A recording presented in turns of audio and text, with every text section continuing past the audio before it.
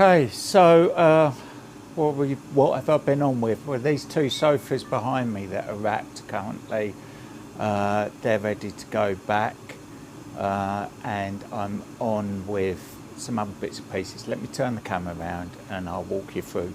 Please excuse the noise, it's my heater. It's a bit chilly in here today, but warming up now with that.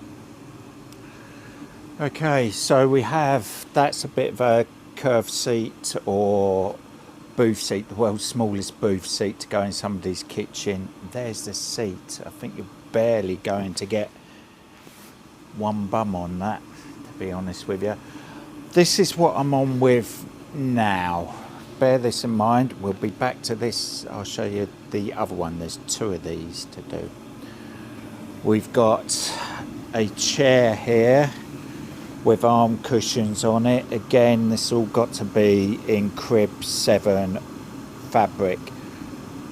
If you're not sure what that's, it all relates to fire regulations. I'll explain them to you in a second. We've got another sofa here from the same hospital. Here's another one of these chairs. So I'm currently unpicking this to use it for a template. Right. These all got to be covered in crib 7 here in the UK because of where they're going, the institution they're going in. So that relates to fire regulations. We have 3 basic fire regulations, I believe, here in the UK. We have the domestic fire regulations, so that's what goes into your house. The fabric has to meet certain regulations, or the furniture has to be an antique or interlined, etc., etc. Curtains, cushions come under different regulations, so it's quite complicated. Then we get to commercial properties, anywhere the public can go. Pubs, clubs, hotels, restaurants, all that sort of thing. Basically minimum of crib 5, but the location these are going into has to meet crib 7. And it makes the fabric an awful fabric to work with. It is horrible. Allowances, just folding it. It's like working with cardboard. It's horrible stuff to work with. So it does make the work a little bit more difficult, and the level of finish is harder to achieve. If you can get close to achieving it, quite frankly, you can't. There is limitations to what you can achieve with this stuff. But this is what I'm on with currently. So I need to finish unpicking that to get on with that. We've got the 2 Louis chairs here, and we've got the blanket box that you have seen in previous video. That looks lovely, so I need to get on with these. The braid is here now for them. The customer gave me this cord in braid that she had, believing that was the same stuff, but unfortunately that's not. That's what we can put on cushions or edgings like a piping, but to go round the edges here, that's just very big. It just won't work. So I'm on with that. I'll be back shortly. My phone's ringing, kettle needs to go on. I'll speak to you soon. Okay, so now on with these Louis chairs. You can hear the kettle boiling in the background. It's time for a cup of tea. And it's a bit chilly here, so I'll be putting the heating on in a bit. So please ignore that in the background. So let's have a look at these Louis chairs. They've been ripped up. The customer... We've ripped up the back because we need to change the outside back fabric for the customer. So we've had to take that out, but the seat are fine in this, and the customer doesn't want anything doing with this seat. So we're just going over the top of the original silk on this. If we take the old silk off, the seat will fall to bits. So hence the reason why we're leaving the silk on, and it's only acting as an interliner anyway. With the fabric that we're using, I can't say too much about it because we didn't supply it, so it's a customer's own material. and it feels like very nice. It's a red ticking, cotton ticking, so durability wise, but again, these are only really for show in this property. So we're going to go over the seat and so on. Anyway, I'm waffling. I'll show you what it's going to look like at the end because I've done one. Okay, so here's one I've done earlier in the Greatest Blue Peter tradition. Looks lovely. It's come out really well. And this is what I mean about the outside back. We had to take all the inside off, like so, to be able to put the outside back on, because it's not attached on the back. This basic goes on first. And lovely gimp braid on it. So I'm very pleased with that. Smashing chair. As far as I can tell, these are the original frames, so these are proper antiques. And this is what we're going to be covering. There's the back squab, the horsehair or hair squab, and canvas. So that'll be going back in with a little bit of modification. I will put a layer of Lux Bond over the inside back, not on the seat because that would just make life awkward. There's a nail I need to get out there. But we will put a little bit in the divot on the back here and put a layer on top, so we end up with this one like this. Okay, so kettle's boiled, time to make a cup of tea, and you can join me while I sort of reupholster these. First thing to go in will be the outside back, so I'll be back very shortly. Okay, so cup of tea's made. You can join me with this. I will do some editing because we won't go through, you don't need to see me put every single staple in this, but you'll get the gist of it. You may learn a little bit something, or you certainly see how I do things anyway. So first off is going to be the inside back, which also consists of the outside back as well. So the first piece to go on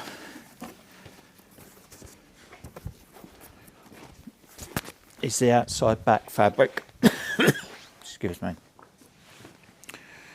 Mark the centre on it. So let's utilise that and get the stripe central. I don't need to mark the frame because fortunately the carvers have carved a central motif, so I will use that as the centre. Fabric's going top to bottom, so here it is, ta-da, ticking. It looks like dishcloth to me. It's a nice fabric, don't get me wrong, but I think it's almost 100% cotton, I should imagine, looking at it. So it's, you can see light through it. So there you go. Right, I'm going to just staple this round, make sure I've got my line vertical. Also need to make sure that my staples do not go through this rail, because the rail is only about 8mm wide, so I've got to get my staples in that, but making sure that they don't get them in straight, because if they go at an angle they could come out the side of the rail. And then you're going to damage the polish work. I know it might sound a bit bonkers looking at the polish work on this, because it is distressed, it's heavily distressed, but I don't want to make that any worse, and it's good practice for working with chairs that aren't distressed, possibly new versions, so you know, you don't take any less care on something that's distressed. In fact, probably being distressed indicates the value is probably greater than a new piece of furniture. So there's a difference between damage and distressed. My staple gun's not very keen on these black painted staples. So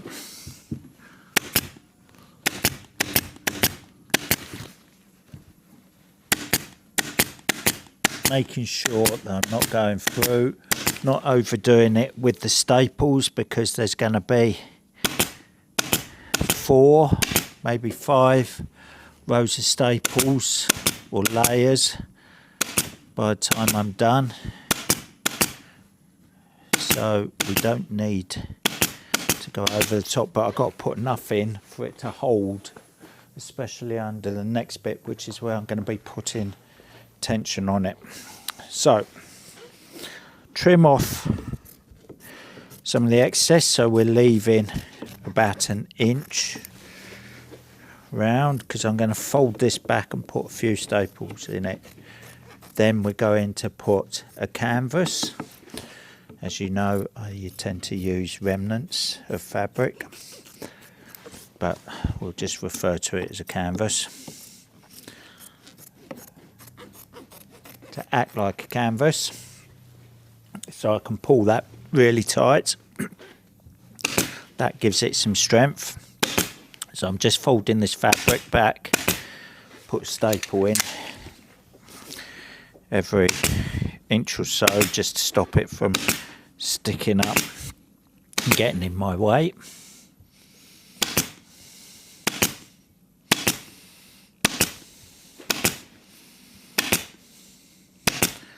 These sorts of chairs make lovely projects for people if they're wanting to have a go at doing an upholstery project, because they're relatively simple, don't take up a lot of space.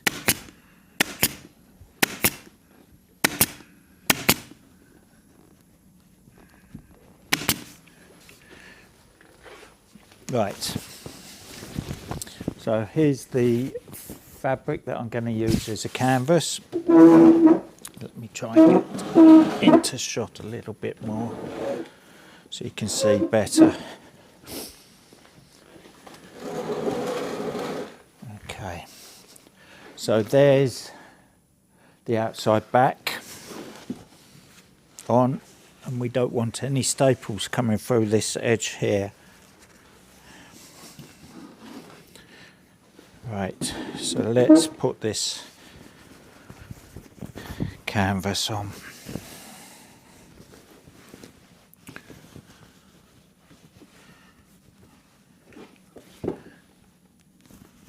Exactly the same process as the outside back fabric.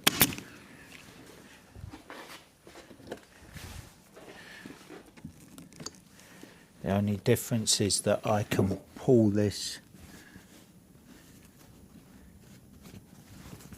nice and firm, because this is what's going to support you, stop you falling through the back. Once I've got a few webs as well on it. So there you go. So there's 3 layers up to webs. Then we've got the 4th layer with the top cover by the time that goes on. So yes, it does add up.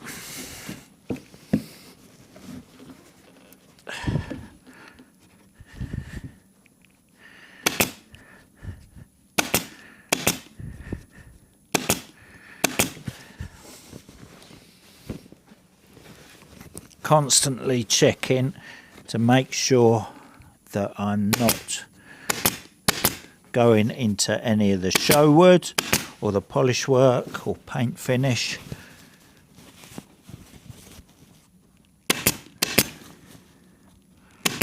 As I'm sure you can imagine, if this was a new chair with fresh paint work on it and I was to put a staple into it,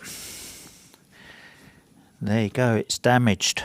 Potentially need a repair, possibly even the whole chair, depending on the type of polish redoing. So it's not a mistake you want to make. In fact, a little story, the company I did my apprenticeship with, if we damage the polish work, we're on piecework, so you're encouraged to get the job done as quickly as possible. But in rushing, sometimes you may damage the polish. If you damage the polish, they would charge you for the repair. So you learn very quickly. Sometimes it takes as long as it takes. Okay, so that's a row of staples round there, so that's done the same as the outside back, but I've pulled that so it's now supporting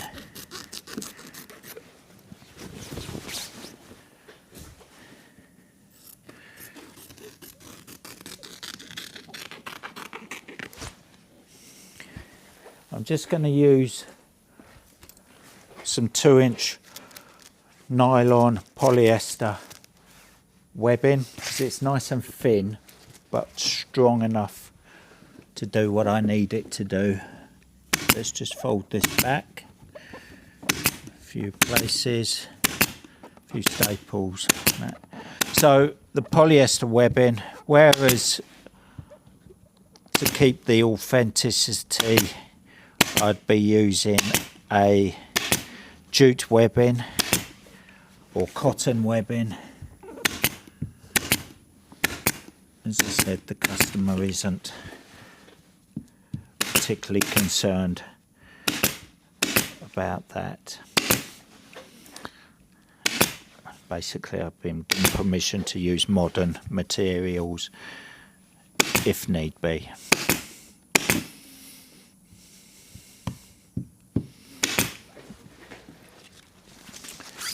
So we'll just put 3 webs up and down, fold them back.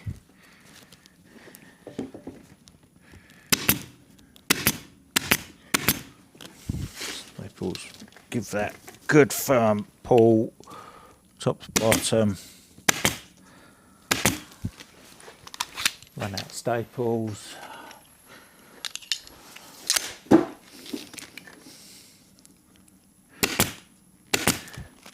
So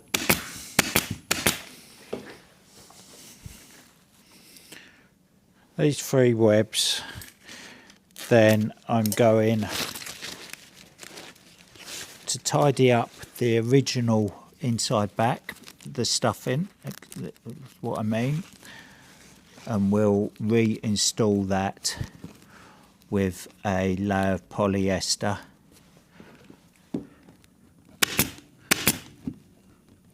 On the top of it before I put the main cover back on.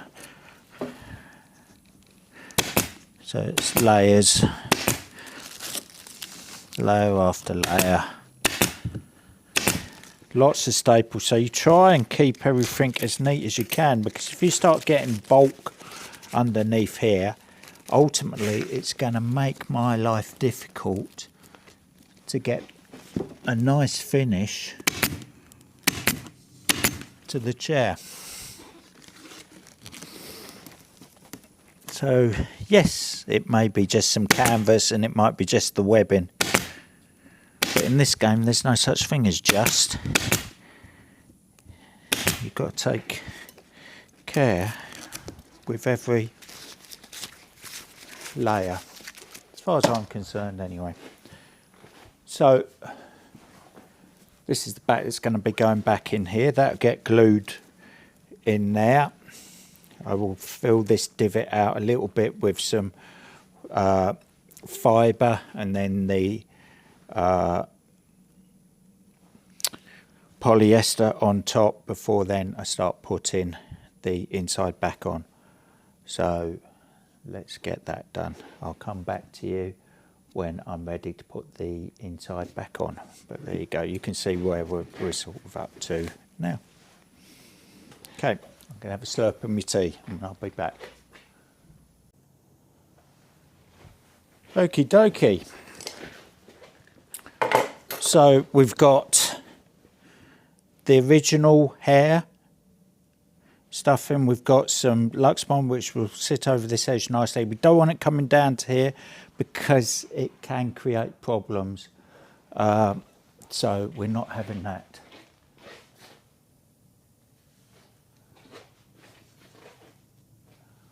Right, so there you go.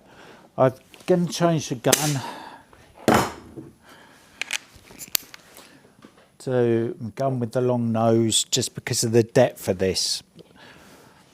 Okay, so I'm going to just start going from left to right,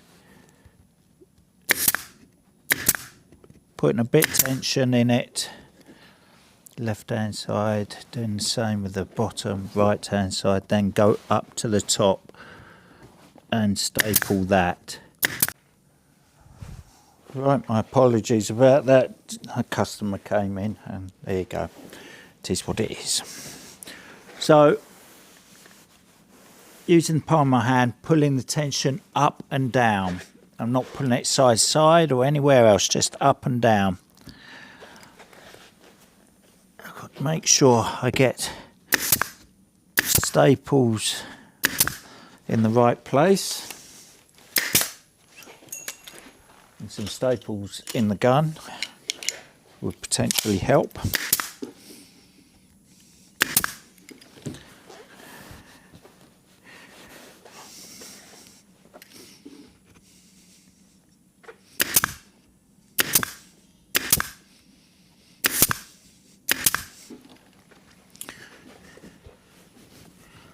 Back to the bottom. Again, I'm getting the tension up and down. I'm trying not to pull side to side or any other direction because it will deform the stripe.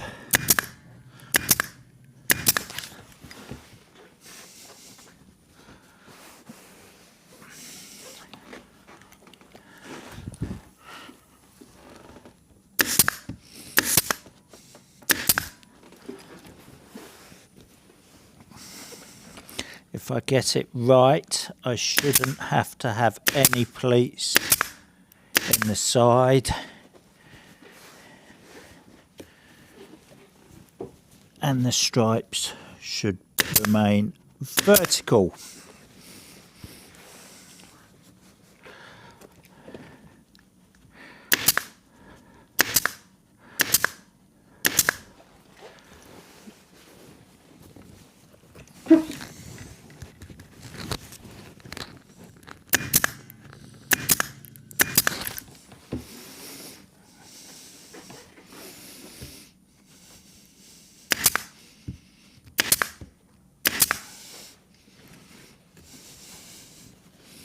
Now we're getting to the trickier bit.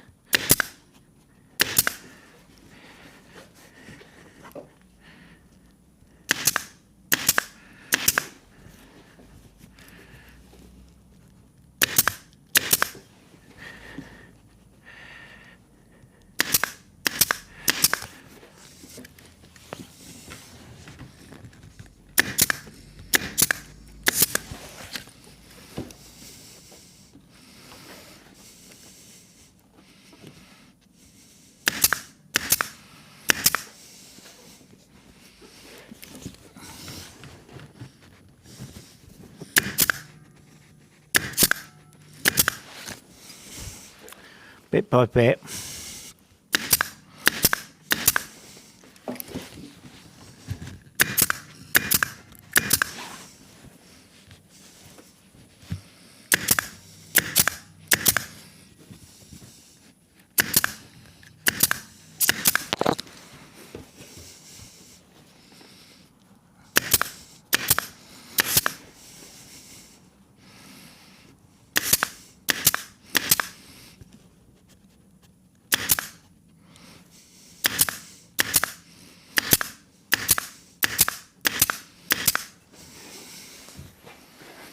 Right, there we have that stapled on. Okay, hopefully you can see that. Let's spin it round onto there for you. Right, so that's the inside back on. And there's the outside back. Okay.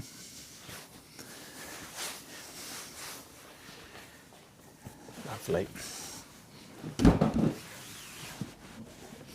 So, next.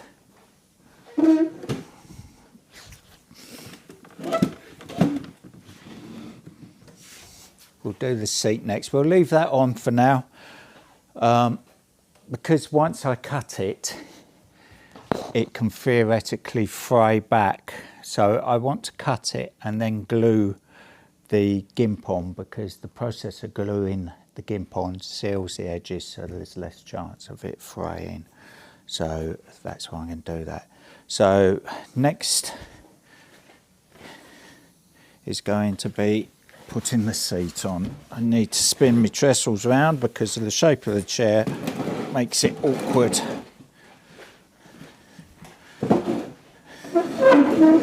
To fit it on the trestles. So there you go. Spin that around. There you go. So the seat next. Let me get a slurp of my tea. Just that a little bit. Right. So the seat. Change my gun over. I don't need the long nose gun anymore. Tend not to use it all the time, the long nose gun, because of the fact that the striker is a bit more delicate in that particular gun than the shorter strikers, because of that reason. So there you go. Like I said, I'm not going to put any Lux Bond over this. I'm just going to make sure I've got the centre marked. Yeah.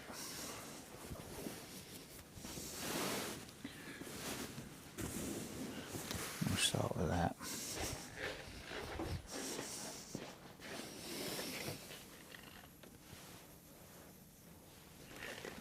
Get me tape.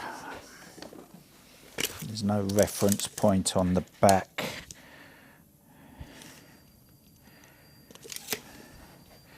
Okay.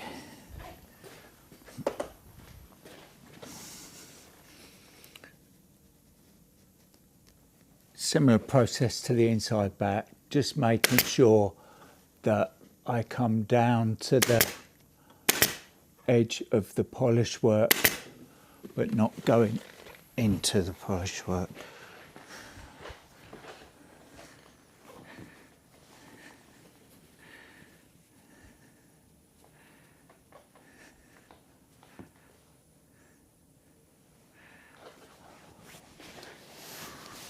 Okay.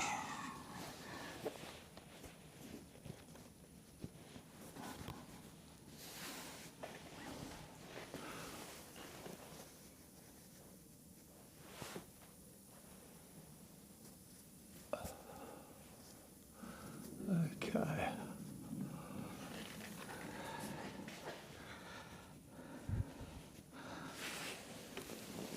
So just put that under a little bit of tension, press down on the seat, pull the fabric towards the front. Trying to keep it nice and straight. I think this carving is a little bit off centre. I'm going to put a staple in it and I'm going to measure that.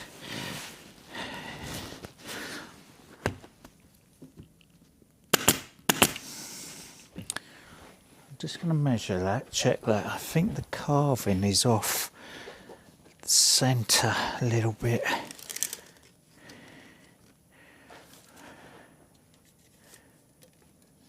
Yeah, it is.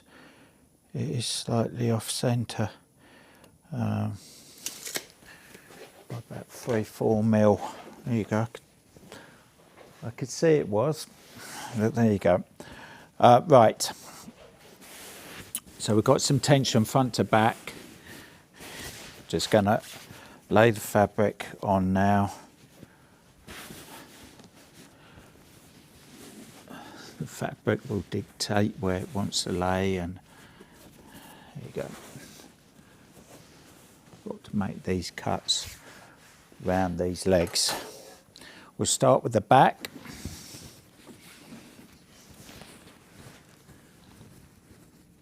And the stripes are actually helping here because it's helping me see where I can make my cuts to go round these back legs. Because it's stapled around the legs. I'll show you in a second. I'll just get this one in and then I can show you what I mean. I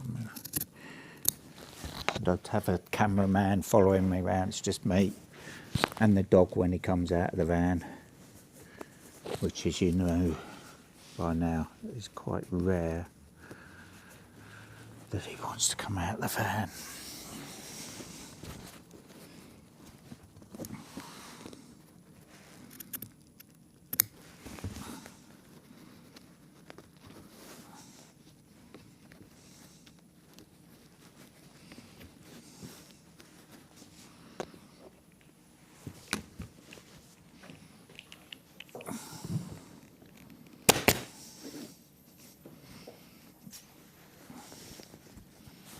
So this is stapled around these front legs and back legs because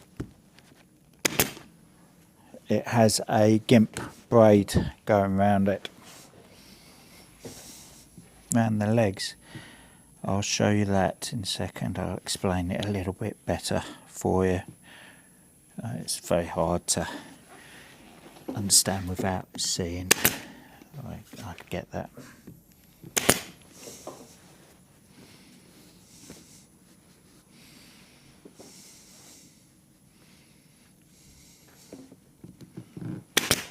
So let me take the camera and I'll show you that.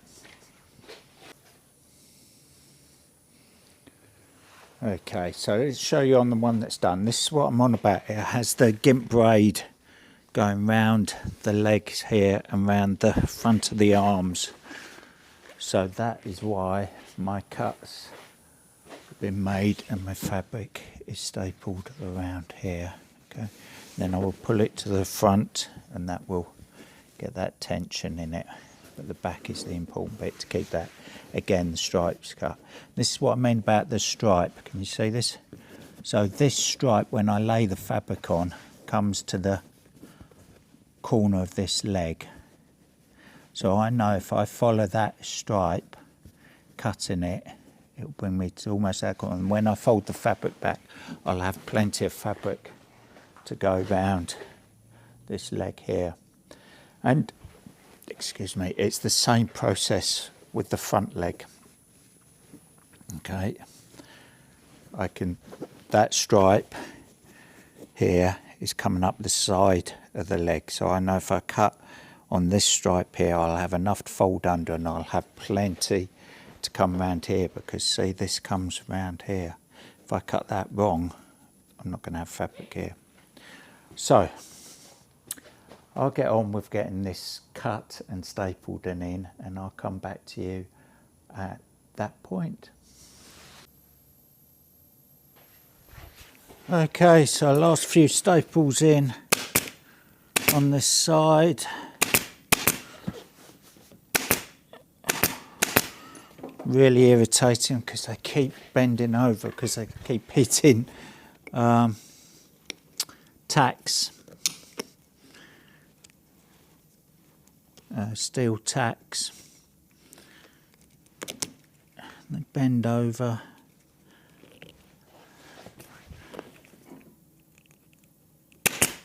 There you go. It is what it is. And,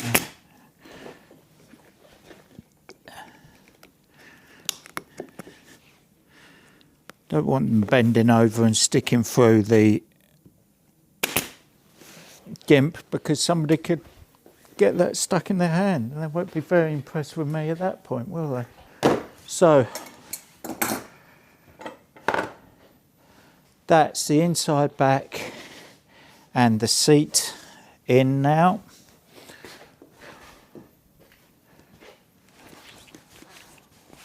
So I'll put a staple in there. Again, these staples are holding the fabric, but they're going to be covered up by the gimp when that goes on. So it's just the arms to go. And again, with the arms,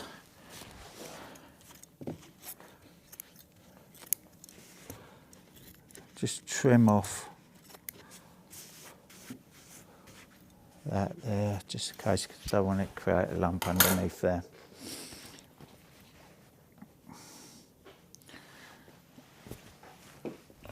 Similar process with the arms. Make sure I get the stripe in the same position as I did on the other chair. The other chair, I had the stripe in the centre at the front of the arm. So let's do that. And then the stripe has got to go straight parallel with the stripes on the seat. So when you look down on the job, it doesn't look like the arms are going at a different angle. Or as near as we can get it, you know, within reason. If I'm happy with it, then the customer will be happy with it. If I do something and I'm not happy with it, it's inevitable the customer's not going to be happy with it as well. So when your gut tells you it's not right, it's not right.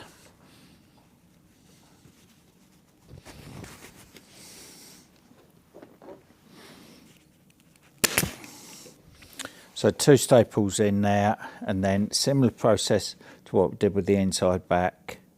Staple at the front, staple at the back. We want to keep these stripes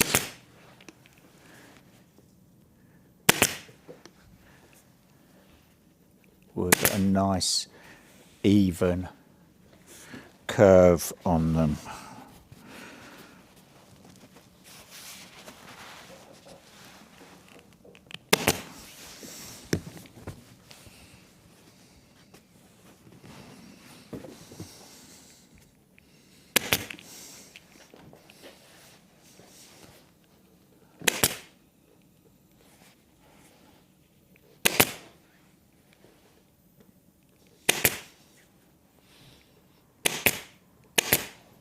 Always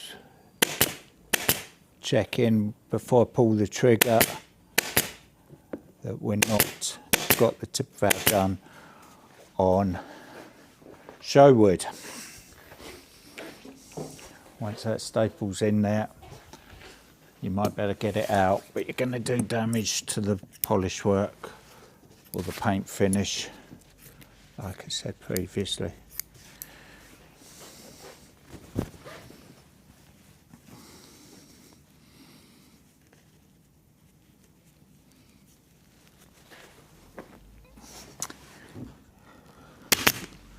So today I've been out and done a collection, 10 cushions to make for a customer. Tomorrow I've got a site job to do in the morning, spring repair. The customer has opted for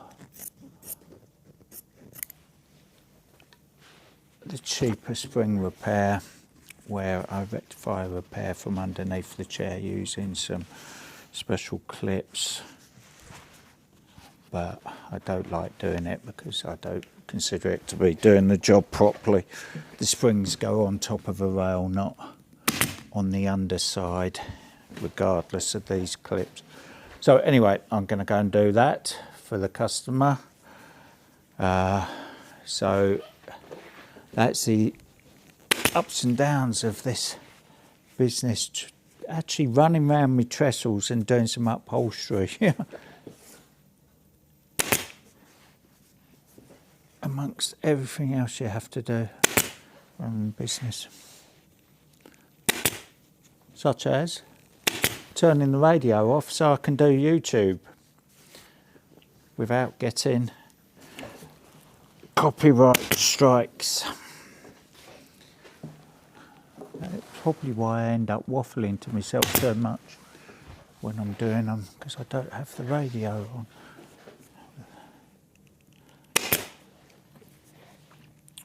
So I just get this arm on, and I think that's going to be it for today.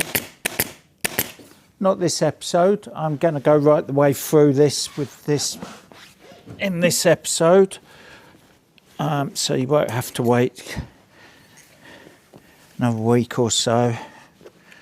I think you'll find this interesting enough on its own. So I'll try and edit it down to a reasonable length.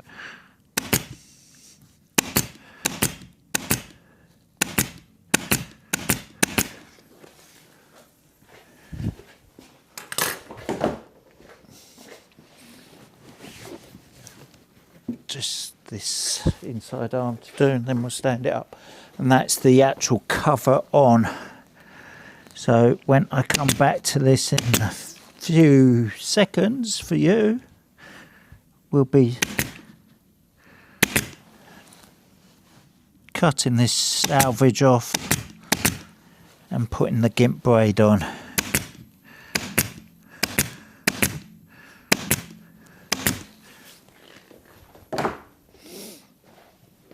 I didn't even get to finish my tea, that's gone cold. Right, so that's the cover on this. They look lovely in this candy stripe ticking, but that's me done for the night, but it won't be a second for you. I'll be back very shortly to do the piping. Good morning, welcome back. Cup of tea on the go. Well, I'm back on with this. Let's pop this bag over here. Get the braid. The glue gun is warmed up, so we're good to go. But first off, I need to trim up the chair. Let's do that then, shall we? As always, need a nice sharp standing blade, so just give this a quick wipe over the stone.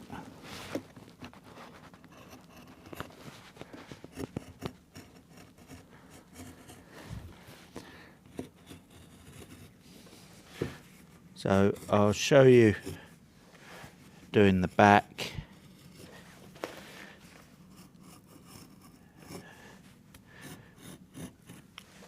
Because it does take quite some time.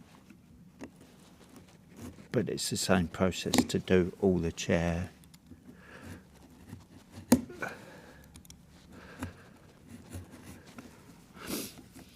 So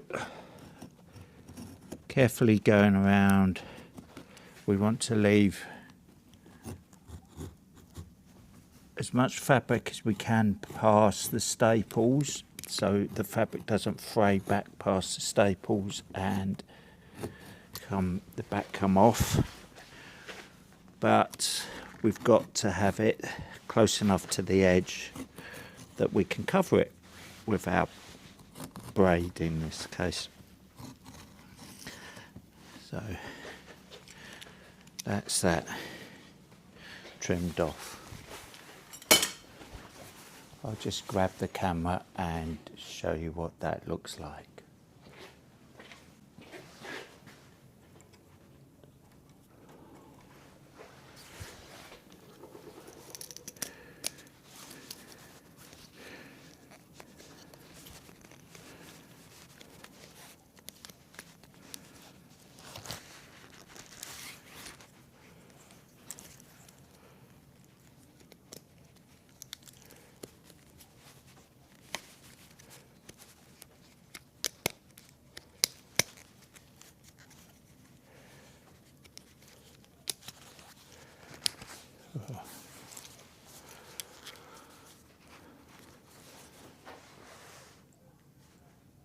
Okay, so let's have a look at that.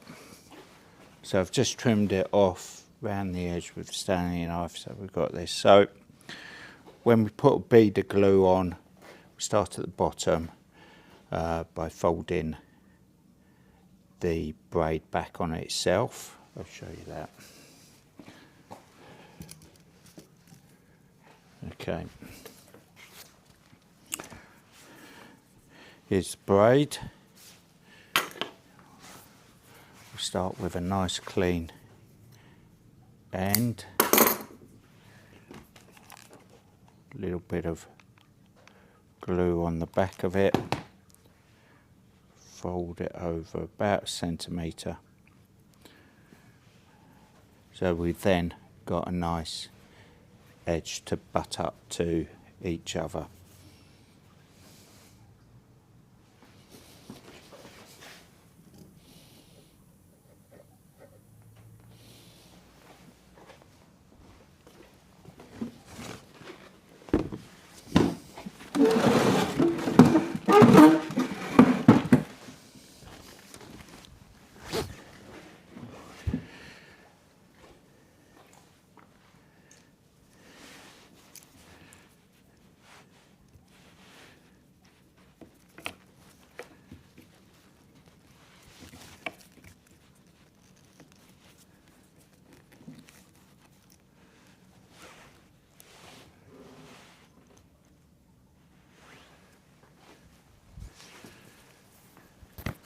Okay, hopefully you've got the camera in a position where you can see what's going on here.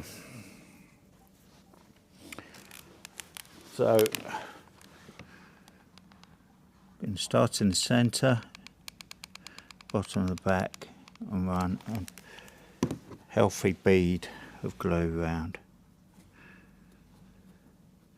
Now we're running that gimp up to the edge of the wood. We don't want to be going over the edge of the wood. I've seen that a lot. And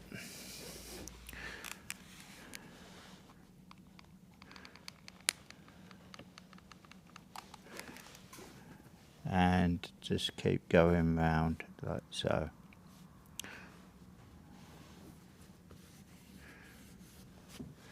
Don't want too much, depending on the type of braid. Some of the braids can be very open, and if you overdo it with the glue will come through and spoil the braid.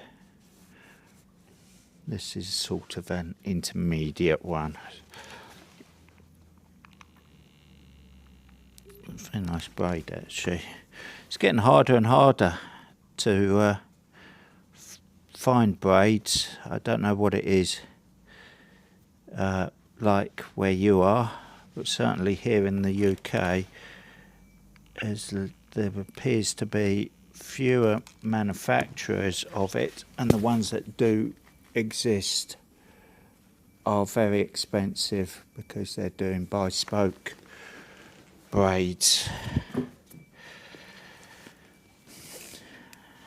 But from point of view, whereas I used to be able to get it from my sundry suppliers, they would also be able to sell you blades. It's not something they tend to carry in stock now. Yes, there's a lot of varieties of them, a lot of colour palettes, lots of combinations of colours, but I think it's more of a case of it's not something they sell a lot of now. I was able to find a company and source this online, but whereas it used to be, I don't know, £2, £2.50 a metre,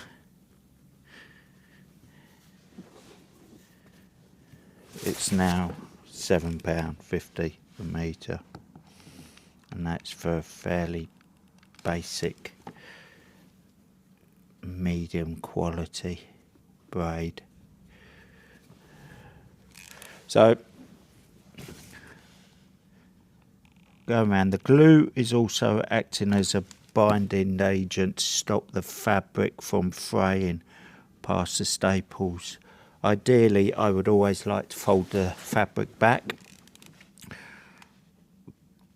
but with this particular fabric it's a little bit difficult to do with getting it nice and clean, but this is fine. A little bit overkill perhaps, wanting to fold the fabric back in this particular case, but if I can do it, I will do it. Right, so we're getting back round to where we started. So just need to put a staple in there. That could be trouble otherwise. That bit there looks like it's got a bit close to the edge.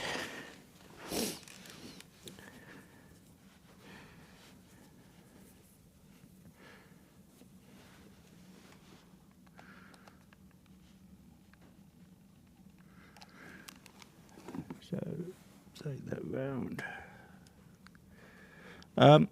Another little hint for you: if you do get a blob of glue onto your fabric, don't try and rub it off straight away. Let it go off, let it go hard, then you'll probably be able to pick it off. But if you try and move it straight away whilst it's hot, what you're going to do is smudge it into the weave of the fabric and you're never going to get it off. So leave it, resist the temptation to rub it straight away. Let it dry and then you should be able to peel it off. Right, so I've estimated the length, folded it back. Let's finish this off now.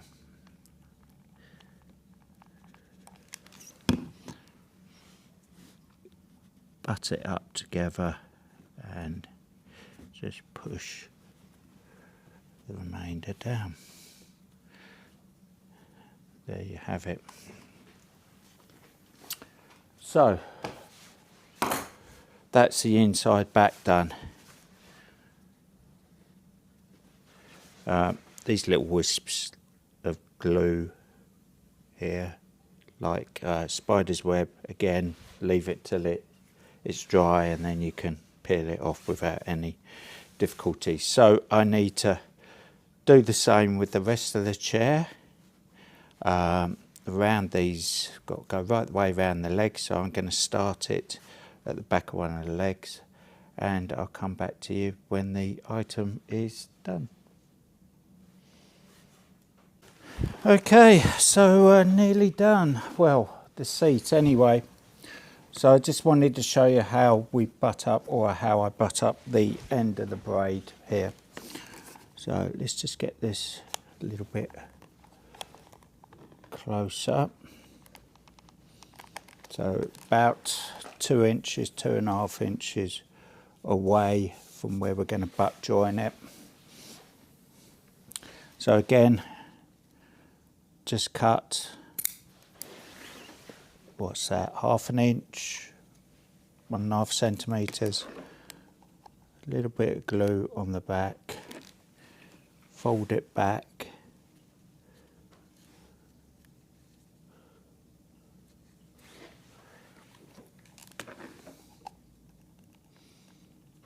glue up to the end, make sure I get glue right on the end, don't want that picking and pulling off. So there you go, so that butts up nicely. It looks very similar to the other joins here. So that's the seat, the inside back done.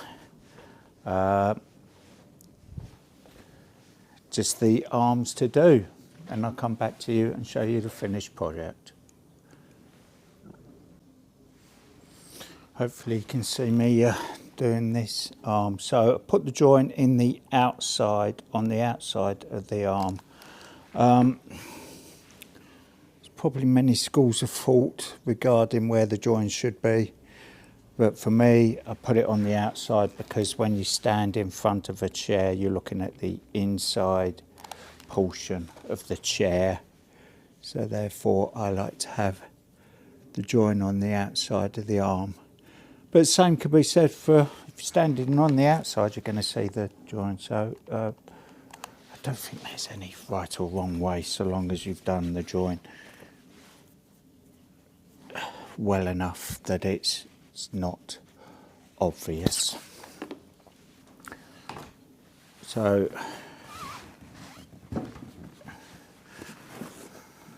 just continue the same process, running round, making sure that we're running a nice bead of glue. Once upon a time, these would have been gimped on with tiny little nails. I can show you the little nails. Let me get you the nails. Just over here, won't be a second. Sure, I've got some red ones, yeah. So this gimp braid may have been attached with these gimps. Oh.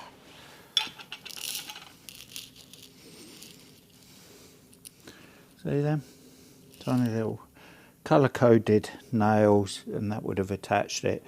Then they went to glue and the nails, then PVA glue, possibly even contact adhesive, but now the hot melt glue is a lot better option.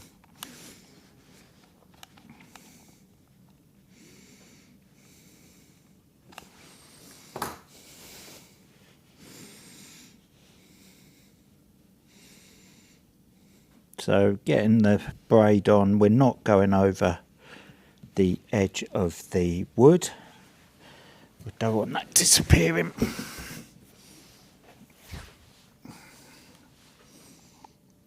Over the top front of the arm. And come back to the side again. So, quite fiddly, takes time to do it neatly, but you've got to get it right first time. You don't really get a second chance at this.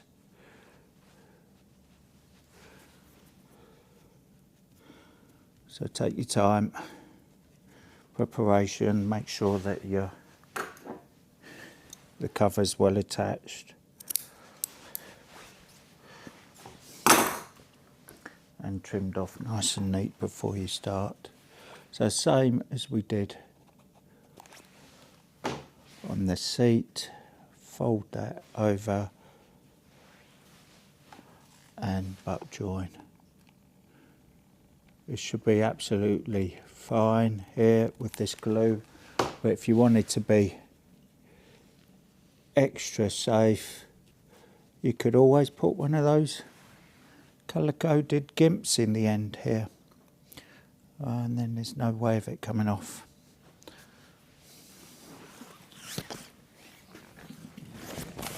So the other side to do. We're nearly there, nearly done. Staple on the first end, just because I can, that's secure, and it's going to be folded back. And continue with the glue.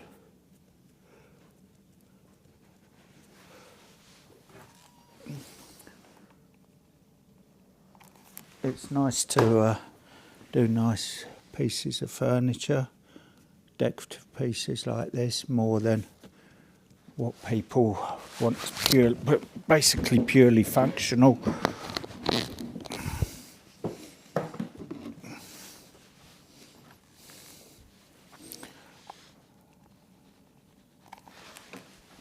We used to do a lot of furniture in ticking in the antiques trade when I was back in Long Melford in Suffolk. I'm not sure what happened, like all these things, I'm sure it'll come back in favour again.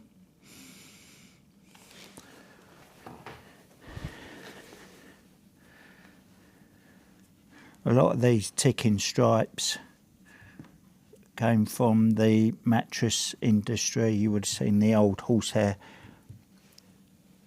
bedding with these tickings on it.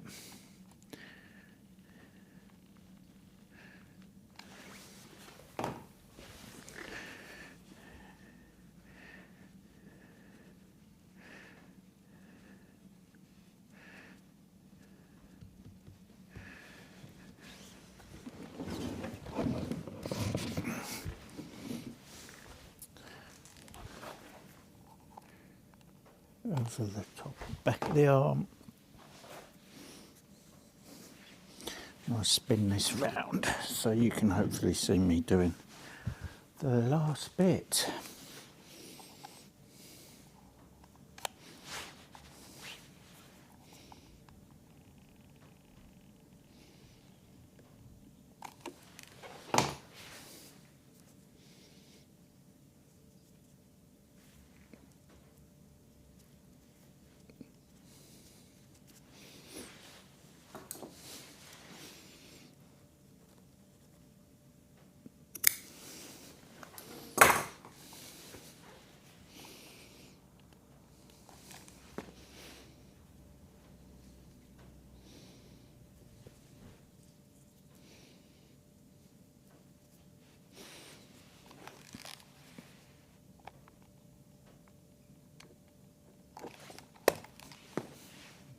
There we go.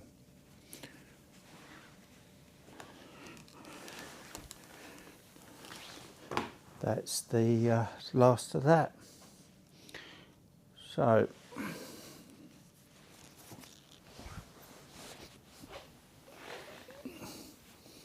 another lovely Louis chair done to go with the one underneath the polythene there. So I've got some cushions to get on order, some measuring to do, get them on ordering, and I'm waiting on fabric for the hospital furniture so I can get back on there. So in the meantime, I've got plenty of cushions I can get on with cutting for a customer, or I could start doing the sofa that goes with this. Anyway, I think we're going to leave it there for this episode. I hope you've enjoyed it and see what goes on here at Hammond's Upholstery. As always, these aren't really meant to be instructional videos or vlogs, whatever you want to call them. They're just showing you what's going on in the workshop and how I like to do these projects given to me by the customers. Always try to make sure the customer is the priority and they get what they want. So expectations on their part within their budgets, but these chairs didn't really warrant re-upholstering. They're really good condition and they're only used in a decorative dining room. So as always, please like and subscribe. I've got plenty to be getting on with, and I'm sure you'll see that in the next one. So thanks again. Cheerio for now. Bye bye.